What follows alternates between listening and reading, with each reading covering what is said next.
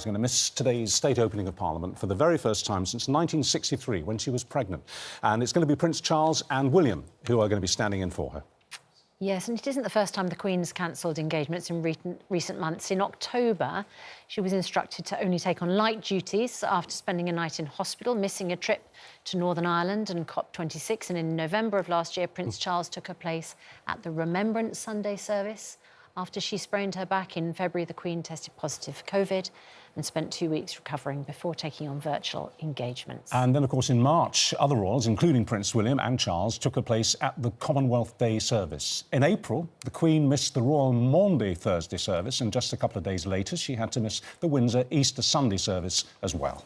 Palace has already announced the Queen will not attend this summer's garden parties. Well, let's talk to royal historian Hugo Vickers and our royal editor for ITV News, Chris Shipp. Good morning, both. Very good morning. Morning. To you both. Morning. Hugo, she's 96 years old. She's allowed a rest. People worry.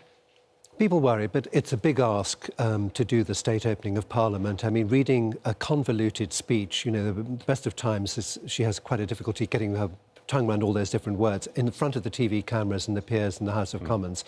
I think it's too much to ask anyone to do, actually, to be quite honest. That's interesting, because she doesn't seem to have a problem communicating. This is being put down to mobility issues. Yes, but it's a big strain to do that, to go to the state opening of Parliament. If I was one of her advisors, I would have advised her not to do that one, given that the other things you've talked about that she dropped out of were actually just appearing and not actually giving a speech. We were asking Chris earlier, talking about this mobility issue, and we've had a lot of viewers asking this question as well.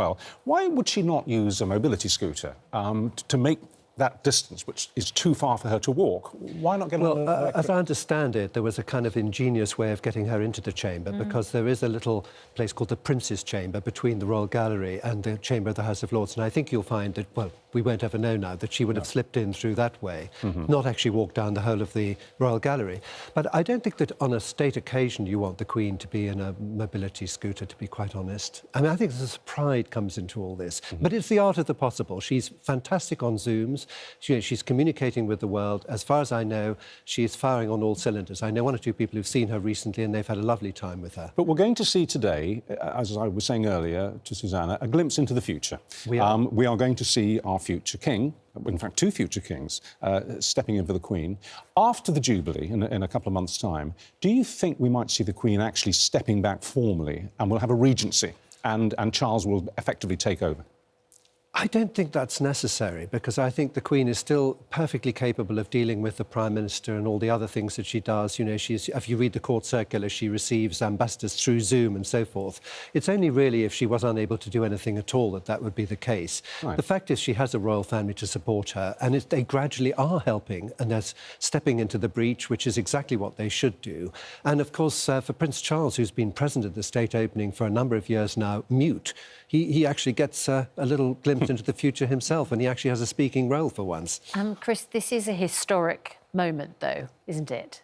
Yes, I mean, in a way today, everything changes and nothing changes. And I say that because the throne will be empty, and the imperial crown will be placed in front of the empty throne, symbolising that the Queen is really still in charge.